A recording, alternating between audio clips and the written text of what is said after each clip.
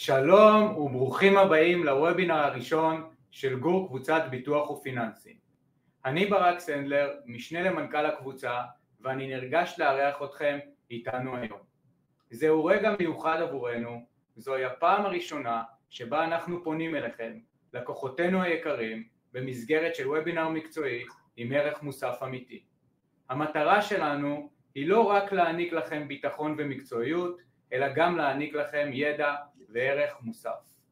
אנחנו מאמינים שידע פיננסי הוא חלק בלתי נפרד מהביטחון הכלכלי שלכם, ולכן החלטנו להשיק סדרת וובינרים מקצועיים עם המומחים הטובים בישראל, שיעניקו לכם כלים, תובנות והבנות לכל מה שקורה בשוק ההון המקומי והגלובלי. נמצאים איתי פה היום צחי ברגר, סמנכ"ל אגף חיסכון ארוך טווח, ושיר דיה, מנהלת תחום הפיננסי. היי. שיר, הבמה שלך. תודה רבה. אז כמו שברק הציג אותי, אני מנהלת את תחום הפיננסי בקבוצת גור. המחלקה שלנו קיימת מעל 20 שנה, ואנחנו מנהלים מעל 10 מיליארד שקלים של לקוחות, בתיקי השקעות, תוכניות חיסכון ומוצרים שונים. באמת המטרה של הוובינר זה אחד, לחבר את כל הלקוחות שלנו למה שקורה בשווקים, לתת ערך מוסף ומושג וכלים במה כדאי להשקיע ואיך כדאי להשקיע. צוות המומחים שלנו כולל כמה אנשי מקצוע נהדרים שפועלים בשוק מעל 10 שנים, בעלי ניסיון רב, ובעצם המטרה שלנו היא לפגוש אתכם במסגרת פגישה אישית, לדבר איתכם על איזה כלים יש היום להשקעה, מה כדאי, מה אפשרי, כמובן בהתאמה לצרכים שלכם. הצטרף אלינו כבר יוטב קוסטיקה, מנהל השקעות ראשי בקבוצת מור ומנכ"ל משותף. היי חברים, מה שלומכם? היי יוטב, מה שלומך? ערב טוב. ערב טוב, תודה רבה על ההזמנה, באמת מאוד שמח להיות איתכם, גם צחי, ברק, שיר. תודה. ובאמת גם אנחנו שמחים שאתה איתנו, יוטב. מעולה, ובאמת ננסה לתת כמה שיותר כלים, לדבר, יש הרבה מה לדבר בעולם שלנו היום, והרבה מאוד תהפוכות וכותרות, ואנחנו ננסה לעשות סדר, ואולי גם נצא מפה עם כמה טיפים רלוונטיים עבור הלקוחות שלכם. יוטב, עוד משהו קטן, כל מי שירצה לשאול שאלות במהלך השידור, יכול לרשום לנו ב-Q&A, ואנחנו ננסה לענות לכל השאלות במהלך השידור, וגם בסוף השידור עצמו, ושאלות נוספות לאחר מכן אפשר לרשום לנו, להיפגש איתנו, ואנחנו ניתן מענה להכל. מעולה, אני מוכן. טוב, אז בואו, אני הכנתי לכם מצגת, שבאמת נוכל לעבור על הדברים בצורה מסודרת. כמו שאמרתי, יש הרבה מאוד נושאים היום שאנחנו רוצים לדבר עליהם, ואני חושב שקודם כל, באמת המהות של 5 שנים האחרונות זה כמות האירועים המטורפת שאנחנו עוברים בשווקים הגלובליים והישראלים, החל מקורונה, שכבר שכחנו, אבל עברו 5 שנים, מאז אותם ימים נוראים שחשבנו שהעולם הולך לאבדון, דרך שנה מאוד מאוד חזקה בשוק ההון ב-2021, אבל מאוד מהר גם פגשנו את כל כמות הכסף שזרקו על האזרחים בקורונה לתוך אינפלציה מטורפת, שגרמה לבנקים המרכזיים בכל העולם להעלות את הריבית בחדות, העלות ריבית שאף אחד לא היה מוכן אליהן. תוסיפו לזה את המלחמה הראשונה באירופה מאז מלחמת העולם השנייה, ובאמת היה פה שילוב של הרבה מאוד דברים לא נעימים למשקיעים, אבל סוף 2022, הרבה לא זוכרים, ה-AI פתאום לראשונה מגיע לחיינו ברמה מסחרית ורמת, בוא נגיד, רמת שוק ההון, ומפה ה-S&P נסדק יוצאים לתיקון מאוד מאוד חד, שנמשך כמעט 2 ובדרך אנחנו גם כמובן חווים את ה7 לאוקטובר, שהשפיע מאוד על השוק המקומי, ובהמשך גם על הבחירה של טראמפ, שאנחנו נדבר על זה לא מעט, כי הוא, בוא נגיד, כל בוקר אנחנו קמים פה לאירוע שונה, אבל אנחנו נתייחס להכל, אבל בהחלט לא משעמם. ומה שיפה בכל הדברים האלו, שבסוף אם אני הייתי שם פה איזשהו חייזר, ואומר לו, תשמע, תסתכל על כל האירועים האלה, תראה את סביבת הריבית, מה אתה חושב שהשוק ההון עשה? כנראה שהוא היה הרבה יותר פסימי ממה שבפועל קרה, וזה לוקחתי קצת ספוילר לסוף, אבל בסוף כן צריכים להיות ממוקדים בהשקעות, לחשוב טווח ארוך, לפזר את ההשקעות בצורה מסודרת, להתייעץ כמובן עם קבוצת גור, אנחנו נדבר על הכל. אז בואו נתחיל קודם כל עם טראמפ, האיש והאגדה אפשר להגיד, האיש, הציוצים שלו ממש מזיזים מיליארדים מכל כיוון, אז החל מהמכסים שהצליח באמת להפתיע את כל העולם בשיעור מכסים מטורף ולא צפוי, וגרם פה לירידות ב-S&P של 15%, ובהמשך גם תיקון, אבל תכף נגיע לזה, אבל באמת שינוי מאוד מאוד דרסטי, החל מכל מיני עימותים שלו עם מנהיגי העולם, ז'לנסקי פה, וממש לאחרונה עם מאסק, שני האנשים אולי הכי חזקים בעולם היום. כל השינויים האלה בסוף הם מצד אחד, באמת, אנחנו קמים ואומרים, וואי, מלחיץ, אבל בסוף יש פה גם רציונליות מסוימת, אנחנו כבר רואים את טראמפ, לצורך העניין, יורד מהעץ בצורה מסוימת, גם מול סין, גם בהצהרות שלו, הוא מבין שהוא לא... צריך להבין שברגע שההצהרה הזאת יצאה על המכסים, הרבה מאוד אנשים היו בלחץ, כולל התורמים הכי גדולים של המפלגה הרפובליקנית, אנשים שבעצמם הפסידו כנראה מאות מיליונים או מיליארדי דולרים על ההחלטה הזאת, והתחיל להיות לחץ לא קטן על טראמפ, הוא מבין הוא גם מבין שהקיצוניות הזאת יכולה להוביל גם לאינפלציה, אנחנו נדבר על זה בהמשך, אבל אחד המטרות של טראמפ זה להוריד את הריבית, וכשאתה בא ומטיל כאלו מכסים, אין אפס בסוף מפעל בארצות הברית שנהג לקנות מוצרי גלם מסין, ב$100, עכשיו הוא יצטרך לשלם על זה, לא יודע, 150, 170, 190, כל יום זה משתנה, והדבר הזה בסוף מגולגל לתוך הצרכן האמריקאי, ולכן טראמפ מבין, מוריד יחסית מהר את הלהבות וגם את ההצהרות, כרגע עדיין יש משא ומתן, עדיין לא נחתמו חוזים בשום צורה, אבל אפשר להגיד באופן כללי שכן הסיכון בשווקים בעיניי ירד בצורה משמעותית, הוא כן נתן לנו שיעור מאוד חשוב לרגע על נושא הפיזור של ההשקעות, אנחנו גם נדבר על ה-S&P המפורסם, כי בסוף בין 22 ל-24 באמת שהמדד הזה היה מדד מעולה, הרבה מאוד כסף זרם למדד הזה, לא שאני נגד, אני חושב שעדיין זה אחד המדדים החשובים בעולם, אבל הריכוזיות של הרבה מאוד אנשים בהשקעה יצרה לא מעט מהפך נפש, ולכן אני חושב שהפיזור היום הוא מאוד מאוד חשוב, כשאתה בא ומנהל השקעות ללקוחות. עכשיו אנחנו מסתכלים גם על גרף, זאת אומרת, מאוד מאוד חשוב, איך השוק תיקן. בדרך כלל התיקונים, אגב ראינו את זה בקורונה, יחסית גם מהר, אם אתם זוכרים, בתוך חודש, אומנם חודש של ירידות מאוד אגרסיביות, אבל בתוך חודש ראינו את השוק מתחיל לעלות, להבדיל לצורך העניין מהעשור הקודם, ממשבר הפיננסים ב-2008, שנמשך באמת הרבה מאוד שנים, וגם ב-2022, עם עליית הריבית והאינפלציה הגבוהה, לקח לשוק שנה להתאושש, אז גם פה, אפריל 25, ירידות חדות, אבל מהר מאוד גם השוק מתקן, וזה מחזיר גם אוויר למשקיעים, זה מאוד חשוב, גם לטראמפ כאמור, אתם צריכים לזכור, ואני פה עכשיו נותן טבלה, אני לא יודע כמה אתם צריכו לראות אותה, אבל אתם רואים שממש מדי שנה, את כל שנה רואים באמת את כל הקטגוריות, החל מזהב, מדדי מניות בארצות הברית, אז שני דברים שאני לוקח מהשקף הזה, קודם כל, אנחנו רואים פה ב-24 ו-23 שנים מעולות, וב-25 כן יש שונות מסוימת בין המדדים, חומרי גלם נגיד כמו זהב, מחשש מאינפלציה וביטקוין מצליחים לעלות לראשות הטבלה, ומצד שני אנחנו רואים את ארצות הברית יחסית בביצועים חלשים מתחילת שנה, גם מניות קטנות, גם הנסדק שעכשיו הצליח לעלות מעל הקו האדום מתחילת שנה, אבל הוא די מסתרך בתחתית הטבלה כרגע. כן, שיר, אני רואה שיש שאלה. זהו, יש פה שאלה מהקהל שלדעתי מאוד רלוונטית. לאן הולך מדד ה-S&P 500? שאלה מעולה. קודם כל, נתחיל ונאמר, המדד ה-S&P 500 באמת בסוף מורכב מ-500 החברות, כנראה מהטובות בעולם, חברות שאי אפשר למצוא אותן לא בישראל לצערי, וגם לא באירופה,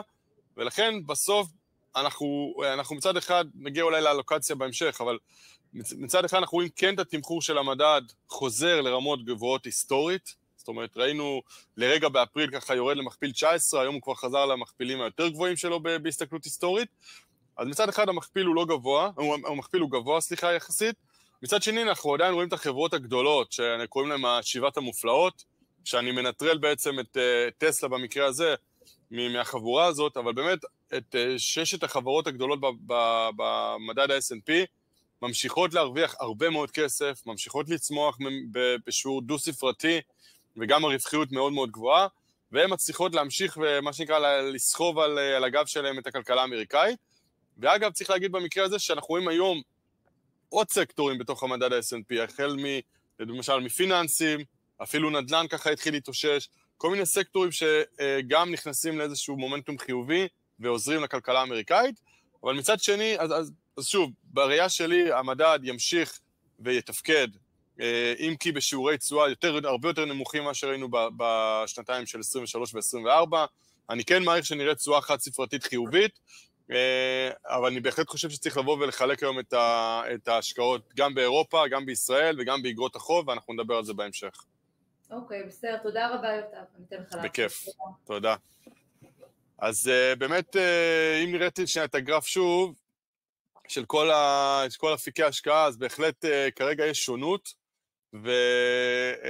ובסך הכל אני אופטימי. אני אגיד לכם ככה, אני אופטימי, נכון שיש הרבה אי ודאות, נכון שיש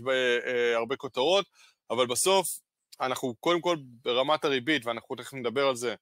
אולי כבר נלך לשם, אבל שוב, שיר, דיברנו על המכפיל, אפשר לראות את המכפיל בראייה היסטורית בעשור האחרון,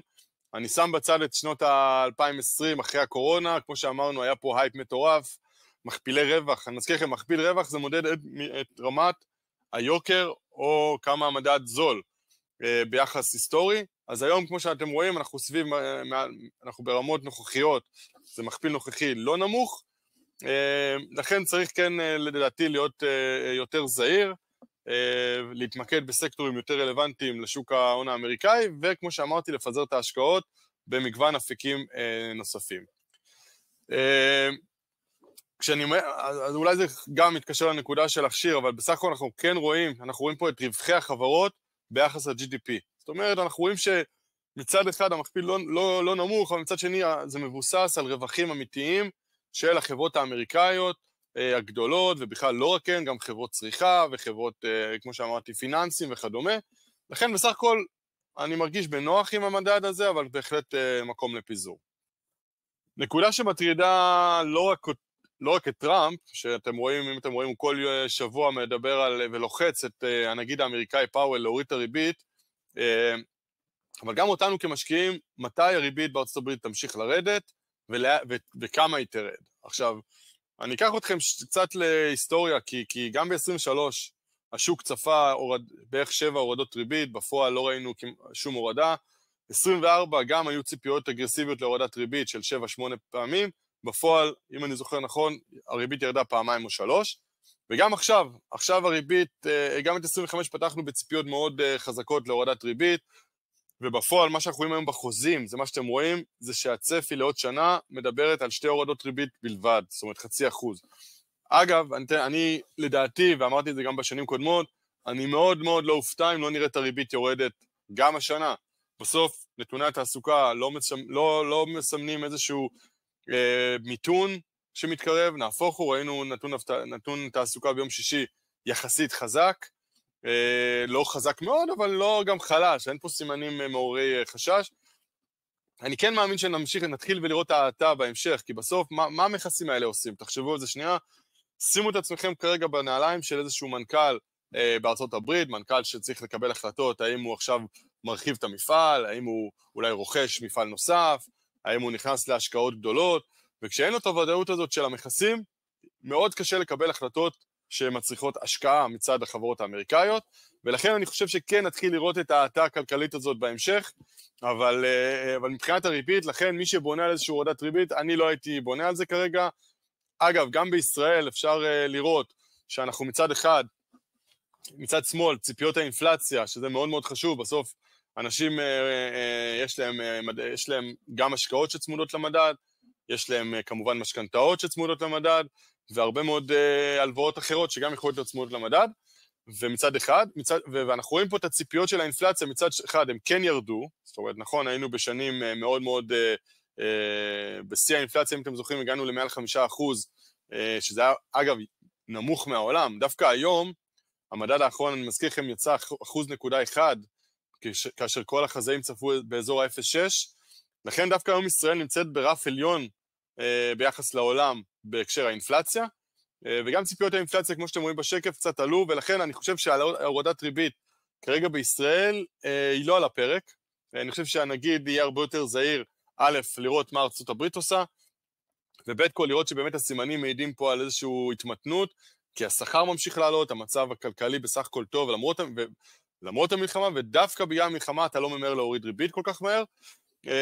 אז אנחנו נמתין פה, ואתם רואים פה, השקף השני שאתם רואים זה בעצם, גם פה ה-IRS, זאת אומרת איזשהו תחזית להורדת ריבית בהמשך, היום אנחנו מזכירים על 4.5% ריבית, כבר חשבו שהריבית תרד לאזור ה-3.65 בציפיות כשנה קדימה, בפועל אנחנו חוזרים לרמה יחסית מתונה ושמרנית, אז לכן גם פה, מצד אחד מי שבונה על הורדת ריבית להלוואות שלו, אין לי בשורות, מצד שני אני כן אומר, אני מתחיל ונותן לכם קצת טיזרים, לנו כמשקיעים ולכם כמובן כמשקיעים, הריבית הגבוהה היא הזדמנות ויתרון מאוד מאוד גדול, יש הרבה מאוד מכשירים פיננסיים, החל מאגרות חוב סחירות, יש מוצרים אלטרנטיביים של חוב, וכמובן גם מקומות סולידיים כמו קרנות כספיות, וכל הדברים הללו מאפשרים לכם ולנו לייצר תשואה נחמדה מאוד בסיכון נמוך, בטח ביחס לשוק המניות, ובטח ביחס לסיכון שהיינו צריכים לקחת לפני 4 שנים כשהריבית הייתה 0, וכשאני מסתכל שוב על האינפלציה בארצות הברית, אתם רואים, זה הקצב החודשי, אז היינו באמת ברמה גבוהה, היום אנחנו כבר, פה מדברים על core inflation, זאת אומרת, אינפלציית הליבה, שזה כל המוצרים הבסיסיים שאנחנו צורכים, בלי נפט וכדומה, אז רואים שבארצות הברית המגמה היא אכן יורדת, שזה בשורה טובה, אבל עדיין, מזכיר לכם שהבנקים המרכזיים נותנים יעד של בין 2% ל-3%, ולכן עד שלא נראה את האינפלציה מתקרבת לאזור ה-2%, אז גם ירידת הריבית תהיה הרבה יותר קשה. מבחינת החוב, אז צריך לזכור, יש היום בארצות הברית דיון מאוד מאוד רחב על הנושא של תשואות חוב, כי מצד אחד ארצות הברית יש לה חובות ענק, עכשיו מציגה תקציב מצד אחד מאוד מעניין, מצד שני הוא אמור לייצר גידול בגירעון בשנים הקרובות. ארצות הברית, הגירעון שלה, זה מה שאתם רואים מצד ימין, אמור לעלות בצורה דרמטית בשנים הקרובות,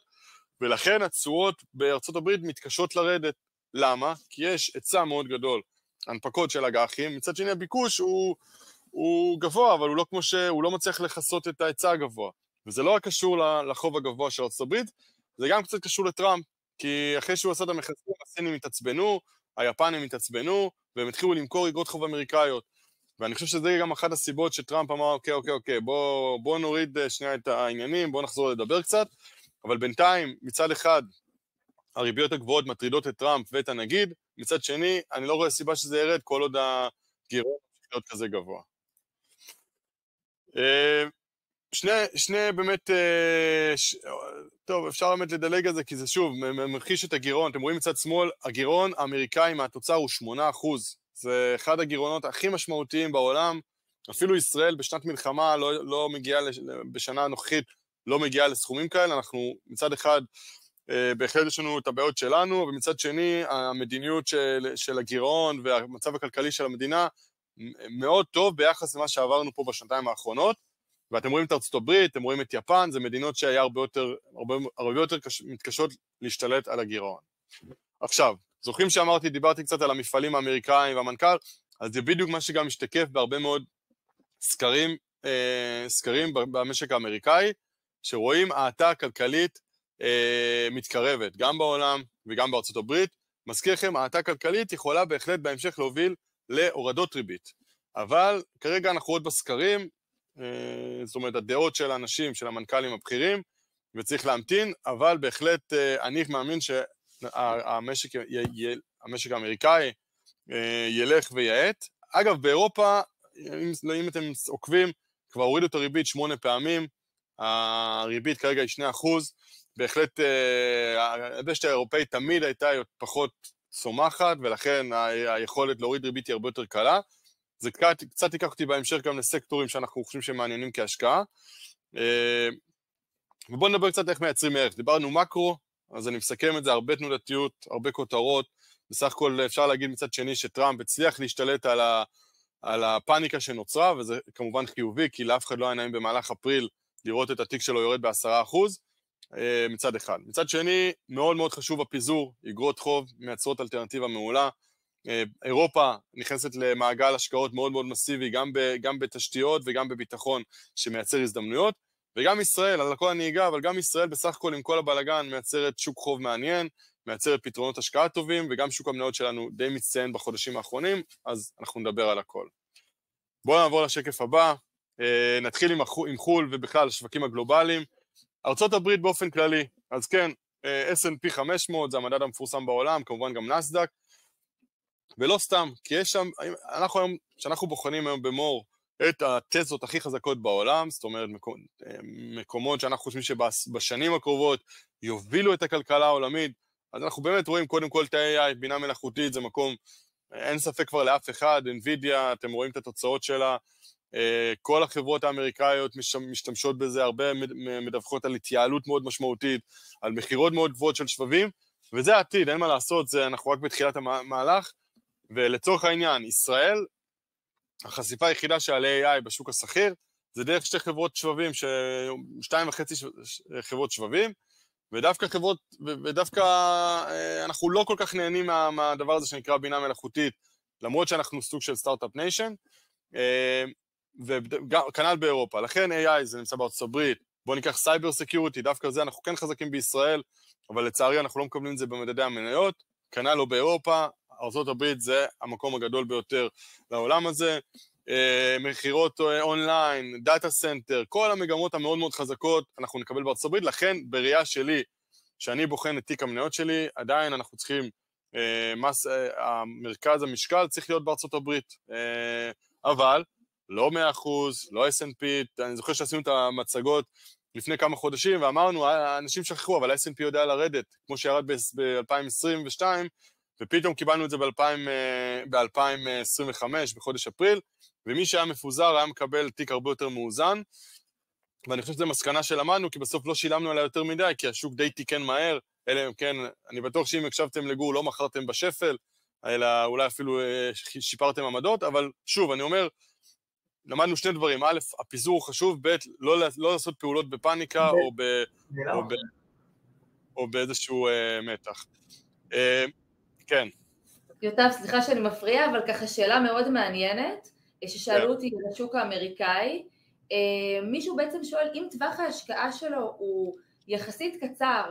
לשנתיים שלוש, האם כדאי לו להשקיע עדיין במניות טכנולוגיה בארצות הברית, או לפזר את ההשקעה גם לשוק הישראלי והאירופאי, במיוחד לדגש בטווח קצר. אוקיי, אז קודם כל, אם זה לטווח קצר, אני באופן כללי, שוב צריך להזכיר, נסדק מורכב מחברות טכנולוגיה. חברות טכנולוגיה הן חברות עם בטא, זאת אומרת, עם תנודתיות גבוהה על השוק. לכן, ההמלצה שלי, אם הכסף הוא לטווח של שנתיים, זה מתחיל לגרד את הטווח שאני אומר, אוקיי, אפשר להסתכל על מרכיב מנייתי מסוים בהשקעה, אבל בטח ובטח באחוזים, אני חושב שהפחות הגיאוגרפיה אלא אסט קלאס, זאת אומרת, בטווח של שנתיים, אני חושב שבסביבת הריבית הנוכחית, לפחות 70-80% צריך ללכת לעולם החוב. אגב, זה יכול להיות אגרות חוב סחירות, קונצרניות, זה יכול להיות אג"ח ממשלתי, וזה יכול להיות גם קרן כספית לצורך העניין. וכן, אפשר לשלב מניות, אבל מרכיב של 10-20% גג, וכמו שאמרת שיר, לפזר בין ישראל, אירופה וארצות הברית, ואפילו לא הייתי הולך לנסדק, הייתי הולך ל-S&P, שהוא אמנם גם מוטה טכנולוגיה, הוא בערך 40% טכנולוגיה, אבל הוא כן מורכב גם מחברות צריכה, כמו וולמארט וקוסקו, וחברות פיזור יותר רחב, בדיוק. אוקיי, בסדר, תודה רבה יוטב, אז תמשיך, תודה. בכיף. אז טראמפ, אני מזכיר לכם, משהו לא זוכרים, וזה אולי אחת הסיבות שהוא גם קצת נרגע, יש לו את בחירות האמצע ב-2026. כרגע הוא שולט בשני הבתים, הוא די כל יכול, הוא גם מתנהג בצורה הזאת, אבל במידה והוא יתחיל לפשל, או שיכניס את ארצות הברית למיתון, או שלאנשים יגידו, שנייה, הוא לא רציונלי, הוא יודע גם בעצמו שזה יפגע בו בבחירות האמצע, זה לא כזה רחוק, זה כולה עוד 1.5 שנה, ולכן אני חושב שעד אז הוא יעשה הכל כדי לשפר את המצב, א', זה יכול להיות גם בתוכנית המיסוי שהוא מדבר עליה, ואמורה להגיע, זאת אומרת, שוב להוריד את המיסים כמו שהוא עשה ב-2018-2017, משהו שמאוד אמור לתמוך גם בצרכן המקומי, וגם בחברות עצמן,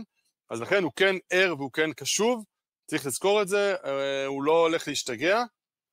ודבר נוסף שאני אוהב להראות, זה שקף שמראה את אחד השחקנים, והידיים הכי חזקות היום בשוק האמריקאי, זה החברות עצמם, מה שאתם רואים פה זה תוכניות מאושרות של החברות למה שנקרא בייבק, לרכישה חוזרת של מניות, מה זה אומר? יש לי עכשיו,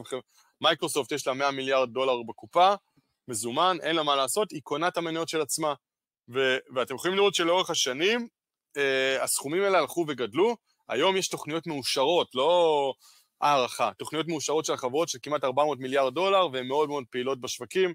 בשוק, הן קונות כל הזמן, ולכן זה גם משמעותי ועוזר לנושא.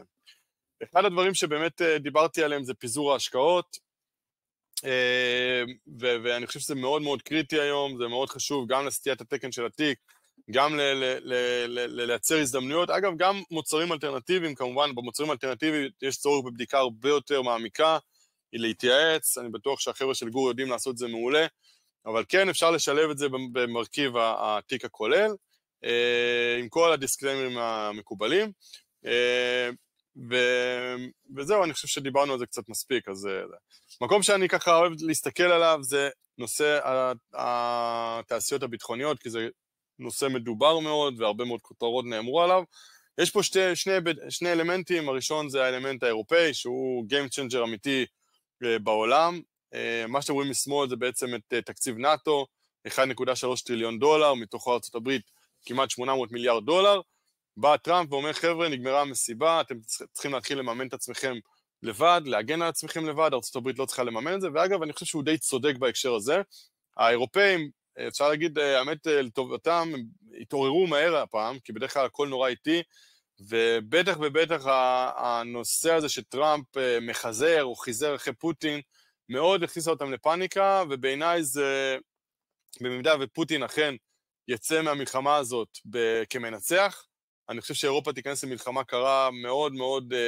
כשכל המדינות הולכות להתחמש בצורה דרמטית. אגב, כבר היום מדברים על גידול בתקציב הביטחון האירופאי של כמעט 0.5 טריליון יורו, ולא רק זה, היום 23% מתקציב הביטחון הולך לחברות אירופאיות. המטרה היא להגדיל את זה עד 2030 ל-50%. ובמקום נוסף מאוד מעניין שהחברות שמאוד ייהנו מזה זה חברות ישראליות, ולכן אני חושב שהסקטור הזה, למרות העליות מאוד חדות, זה סקטור שיכול לתפקד יפה, לא צריך להשתולל איתו, כי בסוף הוא כן עלה דרמטית, אבל בהחלט אפשר לתת לו מקום בתיק ההשקעות, ואפשר גם לשלב את זה בסגמנטים נוספים. אגב, נגיד בארצות הברית, אני חושב שהחברות הגדולות, הביג טק, מייקרוסופט, אמזון וכדומה, חברות מעולות, הן מרוויחות הרבה מאוד כסף, הן ממש סוג של מונופול בפני עצמן, הן בסוף חברות גם רווחיות במכפיל סביר, לכן אני כן חושב שהליבה של השוק האמריקאי הוא שוק בריא, ודבר נוסף, אני חושב שכן צריך לדבר על זה, גם צריך לזכור, היום הצרכן בכלל בכל העולם, גם בישראל, גם באירופה, גם בארצות הברית, אנחנו כבר 3 שנים תחת אינפלציה יחסית גבוהה, השכר אומנם עולה, אבל השכר הריאלי יורד, זאת אומרת, אנחנו נשחקים ריאלית בשכר, ולכן הרבה מאוד חברות שמציעות סוג של שירותים, עם value for money, אני אקח אתכם סתם לישראל כדי להמחיש את זה, מקסטוק או רמי לוי, זה מקומות שיחסית עובדים מאוד טוב, ואני חושב שזה בהחלט משהו שאנחנו נראה ונמשיך לראות בשנים הקרובות, בטח בסביבת אינפלציה נוכחית, ודבר נוסף זה מקום שאני אוהב, זה כל חברות הפנאי ונופש וגם תיירות, מאז הקורונה יש סנטימנט מאוד מאוד חזק של הורדה של צריכה של מוצרים פיזיים, ואנשים מעדיפים היום לטוס לחו"ל לאיזושהי הופעה מאשר לקנות מקרר חדש, רואים את זה בהרבה מאוד סקרי צרכנים, אז גם פה חברות תיירות כמו מלונאות וכדומה, זה מקומות שאנחנו אוהבים וחושבים שמעניין. בישראל, בסוף המדינה היקרה שלנו, עברנו פה באמת שנים לא פשוטות, אבל אני חושב שעברנו אותה יחסית בצורה באמת טובה, יש הרבה מקום לגאווה. קודם כל, אנחנו רואים פה באמת גם הצריכה המקומית מאוד חזקה, שיעור התעסוקה גבוה, שיעור האבטלה נמוך, אנחנו מדינה שבסוף מייצאת היום הרבה מאוד שירותים, החל מגז למדינות כמו מצרים וירדן, לא יודע אם אתם יודעים, אבל ירדן 99% מתצרוכת האנרגיה שלה מגיעה מהגז הישראלי, כנ"ל מצרים שמאוד מאוד תלויה בגז הישראלי, ואני לא מדבר בכלל על שירותי ההייטק שמיוצאים לעולם, היום 50% מהייצוא הישראלי, יותר מ-50% מהייצוא הישראלי זה שירותי טכנולוגיה, וזה משהו שאמור להמשיך וללוות אותנו גם בשנים הקרובות, וכמות הכסף פה בישראל היא כמות אדירה, רואים את זה בהרבה מאוד מקומות, אבל מספיק שאני אסתכל על קופות הגמל, פנסיה, קרנות נאמנות, אתם תראו פה סכום כסף אדיר שנצבר, מה שזה מייצר, זה מייצר ביקוש יתר על המוצרים, על השוק המקומי, החל מאגרות החוב הישראליות, ועד שוק המניות הישראלי, ולכן, מלבד העובדה שהרבה כסף יוצא היום לחול, זה מייצר פה שוק יחסית חזק ובריא, לכן לא ראינו, גם באוקטובר 23, שהשוק ירד בחדות, יחסית מהר מאוד השוק התחיל לתקן, היום אנחנו נמצאים כבר בשיאים של כל הזמנים, אנחנו נרחיב למה, אבל אני רוצה לחלק את השוק הישראלי לשני היבטים. ההיבט הראשון זה תחילת 23, ועד 24 עברנו פה באמת קרע פוליטי פנימי, מלחמה מאוד חזקה, גירעון, ולקח באמת למדינה זמן להתאושש, ואתם יכולים לראות את הביצועי יתר של ה-S&P 500 על פני תל אביב 125, ביצועים שהגיעו, אם אני רואה פה בסי, לאזור כמעט 40% פער, וזה מה שמשך הרבה מאוד כסף מחוץ לישראל, משך הרבה מאוד כסף ממדדים מקומיים ל-S&P, אבל אני מזכיר לכם ספטמבר, התקפת הביפרים, חיסול נסראללה, המוג'ו הישראלי חוזר לעבוד, והביטחון הישראלי חוזר לעבוד, משקיעים זרים לאט לאט חוזרים להשקיע פה, והשוק הישראלי יוצא למסע מטורף. אגב, זה נכון לפני כמה, זה אפילו הפער עוד יותר גדול היום, אבל אנחנו מדברים פה על פער באמת אדיר של כמעט 30% בין ישראל ל-S&P בפרק זמן יחסית קצר, וזה בדיוק ההוכחה לזה שפיזור הוא מאוד מאוד חשוב, אנחנו לא יודעים לתזמן. אם הייתי לוקח אתכם לספטמבר 24, כולם היו אומרים לי, לא, השוק הישראלי גרוע, אבל זה בדיוק העובדה שאנחנו לא יודעים לתזמן, אנחנו לא יודעים מתי ההיפוך יהיה, לפעמים שהכי רע מבוצע, אנחנו נמצאים בתחתית, אז זה הסימן הכי טוב לקנות, ולכן, בגלל שאנחנו לא יודעים במדויק את הנקודה, תמיד הפיזור הוא מאוד מאוד קריטי. אגב, ישראל עם המדדים הטובים בעולם מתחילת שנה, גם על ה-S&P, על הנסדק, על היורוסטוק 600, מדדים שהם יותר טובים איתנו זה דווקא המדדים האירופאים הספציפיים, הדקס הגרמני, המדד הספרדי, ושוב, כמו שאמרתי, גרמניה יוצאת בתוכנית השקעות אדירה לשנים הקרובות, של תשתיות, של אנרגיה נקייה, וזה מקומות שאני חושב שיכולים לעבוד מאוד מאוד טוב, גם בשנה הקרובה או בשנתיים הקרובות באירופה, אנרגיה נקייה, שלא מושפעת מכל האנטי של טראמפ, תעשייה ביטחונית ונדל"ן מניב, אני חושב שזה 3 מקומות באירופה שמאוד מעניינים. כשאני מסתכל על ישראל ומסתכל על הסקטורים שאנחנו אוהבים, אז קודם כל תעשייה פיננסית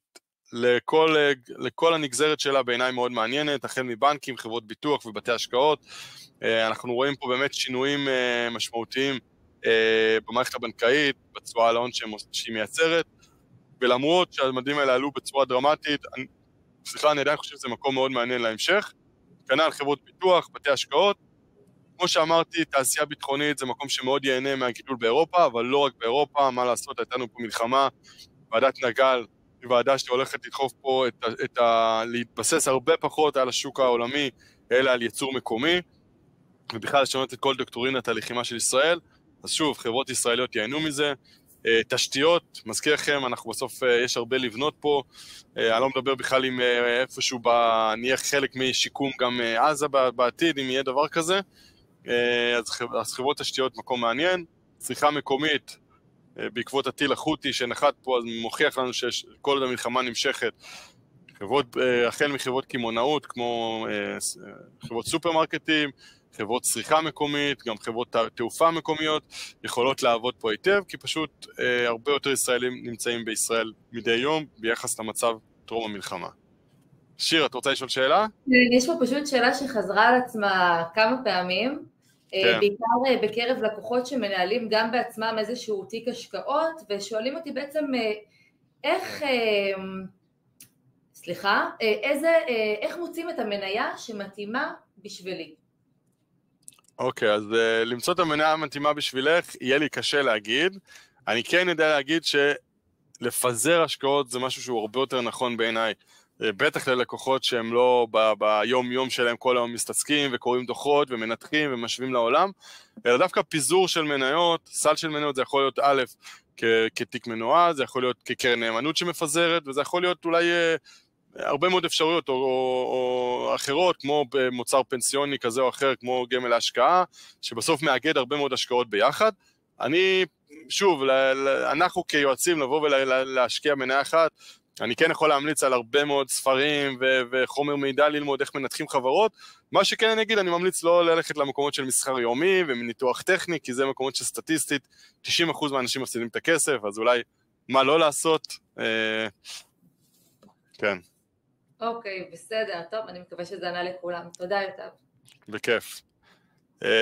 אז כמו שאמרתי, הטיל החוטי נחת, מהר מאוד ראינו, כמו שאמרתי, חברות צריכה שוב נהנות, חברות תעופה מבטלות את הטיסות שלהן, זה מה שאומר שקשה לטוס יותר, הנה אני מחפש טיסה, פשוט אין כרטיסים, מצב לא פשוט, אנחנו סוג של מצור, זה פוגע לא מעט גם בהייטק אגב, אבל אנחנו תמיד מחפשים את ההזדמנויות, וההזדמנויות בעינינו בהקשרים האלו זה חברות צריכה מקומיות. טוב,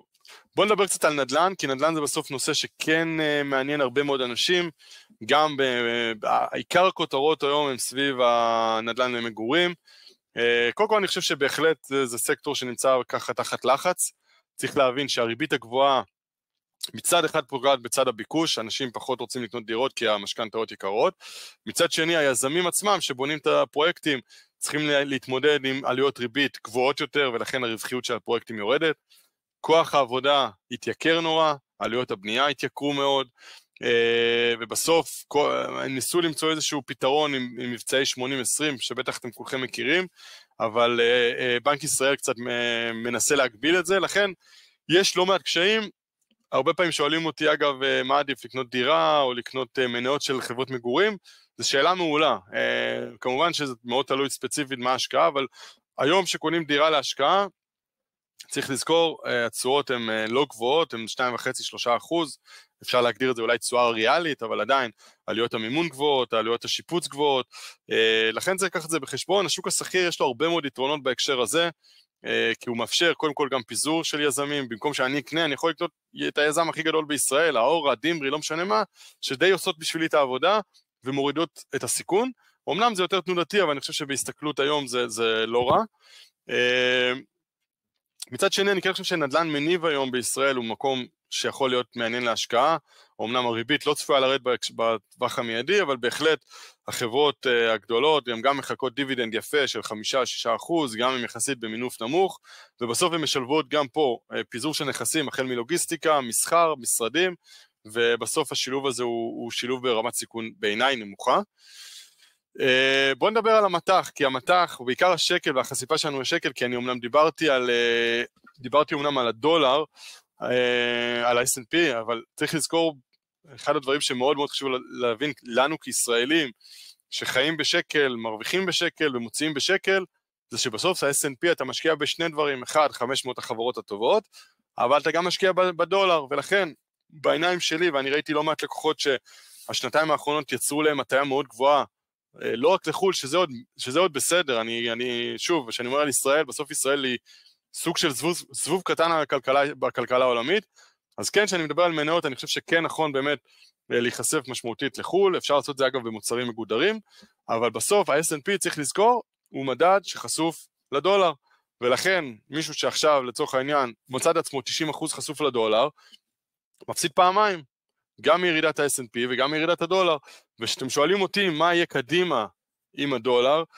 שקל, אני קודם כל מאוד מאמין בשקל, אני חושב שהסיבות שהשקל היום לא נמצא ברמה הרבה יותר נמוכה, היא בגלל כל מה שעברנו פה בשנתיים וחצי האחרונות במדינה, אבל תזכרו, ישראל מייצאת הרבה יותר ממה שהיא מייבאת, זאת אומרת יש לה עודף בחשבון השוטף, עודף בחשבון השוטף מייצר לחץ תמידי על המתח, כי מה זה אומר? יצאתי, זאת אומרת שיש לי כסף שמכרתי ללקוחות בחול, אני ממיר את הדולרים לשקלים, זאת אומרת השקל צריך להתחזק, המתח אמור להיחלש, וזה בדיוק אגב בניגוד לארצות הברית, שיש לה גירעון מטורף בחשבון השוטף, כי היא מייבאת הרבה יותר ממה שהיא מייצאת, זה מה שטראמפ בגדול מנסה לפתור, וכשאני מסתכל קדימה על זה שאנחנו מייצאים טכנולוגיות, עושים פה אקזיטים, מייצאים גז למצרים ולירדנים, ואולי בהמשך גם ללבנון ולמדינות נוספות, יכול לייצר לחץ, לכן אני כן ממליץ לבוא, להסתכל שנייה על התיק שלכם, להסתכל על הפיזור, לעשות באמת, לשבת עם החבר'ה של גור, ולנתח כמה אתם יושבים, ובהחלט אני חושב שזה מאוד מאוד חשוב לעשות את השיחות האלה ואת הפגישות האלה, כדי להבין איפה אתם עומדים, יכול להיות שהם במצב טוב והכל בסדר, אני בעיניים שלי, אגב, אני לא יודע מה העמדה, אני בעיניים שלי לקוח ישראלי, אני חושב שהחשיפה המתחית שלו צריכה להיות עד 20%, זו דעתי האישית, יש כאלה שחושבים שיותר בגלל המצב במדינה, יש כאלה שפחות, זו דעתי האישית. טוב, בואו נדבר על עולם החוב, כי בסוף, לא יודע אם אתם יודעים, בסוף כשאני מסתכל על מסלולים כלליים בגמל, שיעור המניות הוא פחות מ-50, מי שנמצא במסלולים של 50 עד 60 וכדומה, המודל הצ'יליאני, השיעור המשמעותי ביותר בתיק השקעות שלכם, ואגב, גם אם אתם משקיעים בקרנות נאמנות, הוא כנראה אג"ח, אגרות חוב. ואגרות חוב, אומנם מצד אחד יכול להישמע משעמם, הרבה יותר מעניין לדבר על NVIDIA מאשר על האג"ח של מדינת ישראל, או אג"ח של טבע, אבל בסוף זה הרבה פעמים ליבת ההשקעות שלכם. עכשיו, מה שחשוב מאוד להבין, כמו שאמרתי לכם בתחילת הוובינר, המצב שלכם כחוסכים הוא הרבה יותר טוב ממה שהיה לפני 4 שנים. היכולת שלי היום לייצר תשואה של בערך 5-6% בתיק אג"ח יחסית סולידי, היא משמעותית לאין ארוך ממה שהיה לפני 4 שנים. לפני 4 שנים בריבית 0, כדי להשיג 5 או 6% על אגרת חוב, הייתי צריך ללכת לדירוגים מאוד מאוד נמוכים, ברמת סיכון גבוהה. אז לכן אני אומר, כל המצב הוא מצב טוב, אני מברך אותו, ולכן אני חושב שלא צריך גם לפחד. הרבה פעמים אנשים אומרים, אני רוצה מניות, אבל למה? היום אפשר לייצר תיק אג"ח שנותן תשואה שקרובה לממוצע ההיסטורי של שוק המניות. ולכן אני בהחלט חושב שמרכיב האג"ח הוא מרכיב טוב, בישראל אגב הוא מרכיב מאוד מגוון, זה אפיק מאוד מגוון, אני מאוד אוהב את שוק האג"ח הישראלי, ואני חושב שיש הרבה מאוד פתרונות. אגב, גם בפנסיות ובגמל, אם אני לא יודע אם אתם יודעים, בערך 75% מהמניות מושקעות בחול, ודווקא שוק האג"ח הוא מוטה מאוד לישראל, כי באמת יש פה שוק מאוד מאוד טוב ובריא ומגוון, יש אג"ח צמוד מדד, יש אג"ח שקלי, יש אג"ח בריבית משתנה, יש אג"ח צמוד לדולר, זאת אומרת יש הרבה מאוד אפשרויות השקעה בתוך שוק האג"ח המקומי שלנו. גם בחול אגב, ההשוואה, אתם רואים בכחול כהה לעומת הכחול בעיר, זה התשואות בינואר 21 לעומת התשואות הנוכחיות, וגם פה אתם רואים הסביבת עבודה היא הרבה הרבה יותר נוחה והרבה יותר ראויה, והיא מאפשרת לכם לעשות יותר על הכסף שלכם. השוק האג"ח הישראלי, מה שאתם רואים פה זה באמת בקו השחור, החל מ-2012, מה עשה שוק האג"ח הקונצרני הישראלי, לעומת הקו התחלת, מה עשה שוק האג"ח הקונצרני העולמי. ולכן אני אומר, שוק האג"ח הישראלי מתפקד מעולה, בכל פלח זמן שדברו עליו, שנה, 3, 5, 10, שוק האג"ח הישראלי בתשואות יתר על השוק הגלובלי. וזה כשאני גם עושה ניטרול של הדולר, זאת אומרת, משווה תפוחים לתפוחים, האימור שלי זה ימשיך ויהיה ככה, גם בעתיד, אני מאוד בעד השוק הישראלי. לקראת סיום יש פה שקף מעניין, אולי נגדיל אותו שנייה, שנראה אותו לגמרי, שבעצם בא ואומר, כמה כסף אני אעשה, ככל שאני אתחיל להשקיע, מדברים פה על $5,000 שנתי, בגידול בתשואה שנתית של 8%, כמה זה יהיה לי בגיל הפנסיה, ככל שאני אשקיע בגיל מוקדם יותר. אז אתם יכולים לראות מי שמשקיע בגיל 25, לצורך העניין, לעומת מי שהתחיל לחסוך אפילו בגיל 40, תראו את ההבדלים, אנחנו מדברים פה על $1,000,000 פער. לכן החיסכון, בטח ובטח ככל שאתם צעירים, בעיניי הוא סופר חשוב, מי ש40 ומטה, בין אם זה, וגם פה, הישיבה שלכם עם קבוצת גור היא קריטית, כי אם אתם בני 30 ומשהו, ואתם פתאום במסלול סולידי, זה בעיניי לא טוב. בעיניי אתם צריכים להגדיל סיכון ולשבת המרכיב מנייתי. אז הרבה פעמים חשוב מאוד לשים לב לדברים האלו, וכמובן ככל שאתה מתבגר וככל שאתה קרוב לגיל הפנסיה, אתה רוצה להיות הרבה יותר סולידי ולשמור עליך כסף, זה יותר חשוב, אבל בסוף משמעות החיסכון והריבית דריבית לאורך השנים היא סופר קריטית, היא משהו שבאמת שווה מאות אלפי שקלים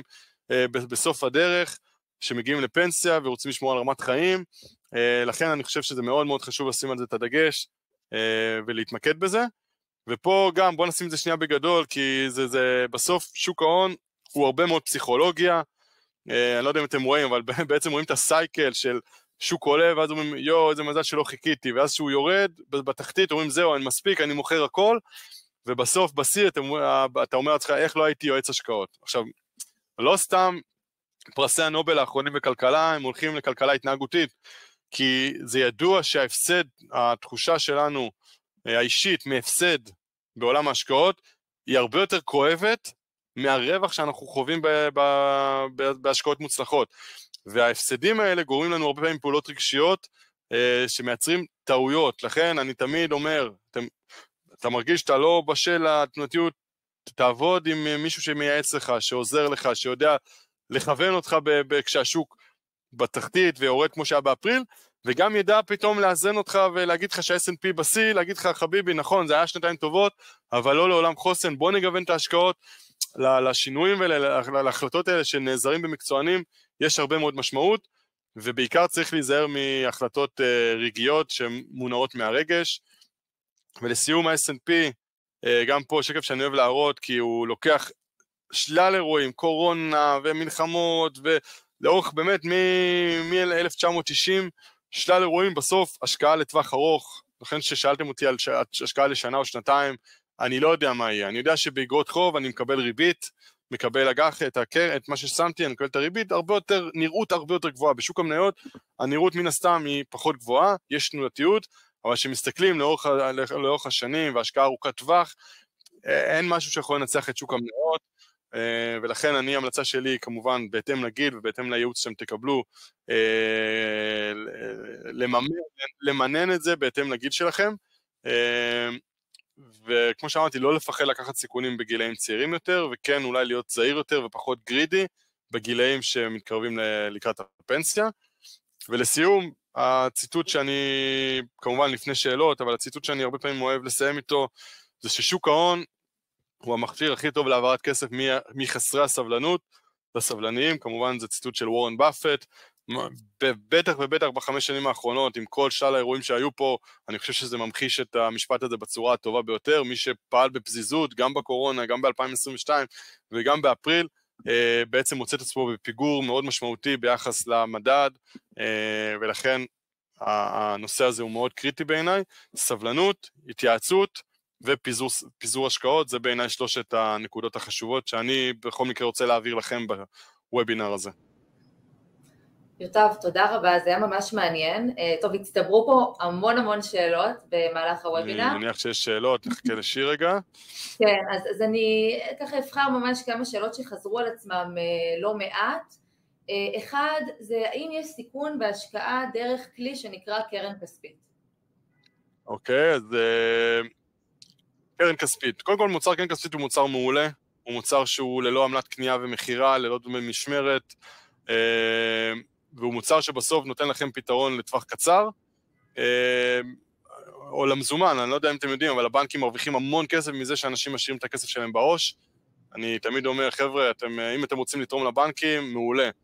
אם אתם רוצים להרוויח עבורכם, אז או שתשקיעו את הכסף לטווח קצר בקרן כספית, שאתם יכולים לקנות ולמכור כל יום. התשואה היום הממוצעת בקרנות כספיות היא באזור 4.5%, והיא מנוקה אינפלציה, זאת אומרת שאם סתם דוגמה עשיתם 4.5% תשואה, והאינפלציה הייתה 4.5%, אתם לא תשלמו מס, שזה יתרון מאוד מאוד גדול על פיקדון בנקאי. אז זה אחד, וכמו שאמרתי, הוא מאוד נגיש, מאוד נזיל, מפוקח על ידי הרשות לניירות ערך, בעיניי מוצר מצוין, כמובן שלמור יש קרן כספית, אז אתם מוזמנים. אוקיי, תודה. אגב, אני גם רוצה להוסיף שבעצם גם במוצרי השקעה כמו גמל להשקעה, תיקי השקעות ופוליסות חיסכון, אז המיסוי הוא דומה לקרן כספית, 25% מס ריאלי, לא כמו בפיקדון שמשלמים בעצם את המיסוי ללא התייחסות לסביבת האינפלציה. נכון. שאלה נוספת שבאמת חזרה על עצמה הרבה, טווח השקעה של 3 שנים, כסף שמיועד בסופו של יום לרכישת נדל"ן, על איזה אפיקי השקעה היית ממליץ יותר? אוקיי, אז קודם כל הייתי ממליץ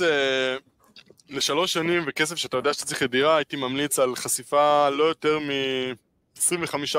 30% למניות, כאשר מטרת היעד שלנו הוא בעצם לשמר את ערך הכסף, שאנחנו מדברים פה על 3% אינפלציה בשנה, פלוס לעשות רווח ראוי. אני אומר, בטווח של 3 שנים אני כן חושב שאפשר לחתור לרווח של 3%, 4% מעל האינפלציה. כדי לעשות את זה, אז קודם כל במרכיב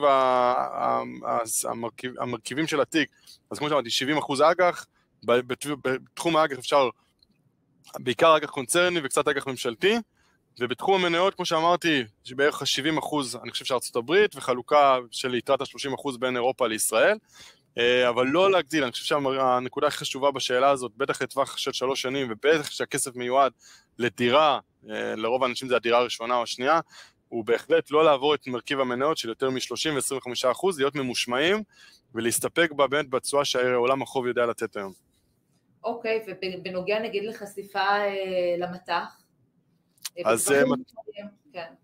כן, אז בטח ובטח, אם אנחנו מדברים פה אפילו, אם אנחנו מדברים פה על כסף שמיועד לדירה בטווח של 3 שנים, אני ממליץ לחשיפת מטח מינימלית של אפילו 5-10%. אגב, כשדיברתי על תחום הזה, קופת גמל להשקעה זה אחלה מוצר, כי הוא גם נותן לנו חשיפה למוצרים אלטרנטיביים, מה שקרנות נאמנות לא יודעות לתת, ותיק מנוהל לא יודע לתת, אז לכן אני גם בהחלט חושב שאפשר לשלב קרנות גמל להשקעה, שהוא מוצר מעולה גם ברמה, הוא מוצר מעולה בלי קשר. אוקיי, בסדר. טוב, האמת שיש פה עוד הרבה שאלות שנראה לי שאנחנו כבר ככה נסחפנו עם הזמנים, ואנחנו נתייחס אליהם בהמשך, אז יוטב, היה ממש מעניין. תודה רבה. תודה רבה לך. בכיף, תודה. נתראה בעוד שיתופי פעולה. אני פה, תודה לכם. תודה רבה, ערב טוב. תודה על הזמן וההזדמנות, ביי ביי. תודה יוטב, ביי ביי. אז תודה רבה לכל הלקוחות שהצטרפו וצפו בוובינר. חשוב לנו ככה להדגיש שאנחנו גור קבוצת ביטוח, משתמשים ונעזרים ומתייעצים עם מומחים ומקצוענים, וכמובן ברמה של יוטב ומקבילים אליו בחברות הביטוח, בבתי ההשקעות. גם אצלנו כאן יש לנו אנליסטים, כלכלנים, אנחנו באמת עושים בדיקות, בעיקר מה שחשוב זה לבדוק ולהתאים את אופי ההשקעה, את החשיפה של ההשקעה, את הפיזור לטווחי הזמנים ולמטרה, שזה הדבר הכי חשוב, שכמובן אפשר לעשות את זה רק בפגישה מסודרת. אז תודה רבה שוב פעם שהצטרפתם, וניפגש בוובינר הבא. ערב טוב. תודה רבה, ערב טוב. תודה.